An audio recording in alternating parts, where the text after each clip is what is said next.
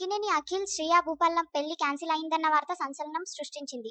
మీడియాలో ఈ వార్త బుధవారమే వచ్చినప్పటికీ వారి మధ్య బ్రేకప్ ఎప్పుడో జరిగిపోయిందని సమాచారం.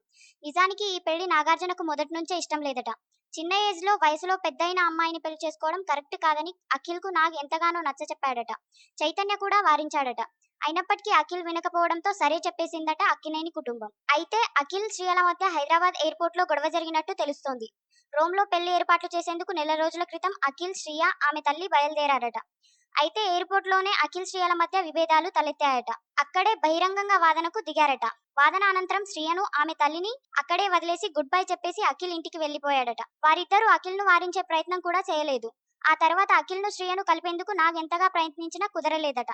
దీంతో చేసేది లేక నాగ్ సైలెంట్ అయిపోయాడని సమాచారం. నా వాయిస్ నచ్చినట్లయితే లైక్ కొట్టి సబ్స్క్రైబ్ చేయండి ప్లీజ్.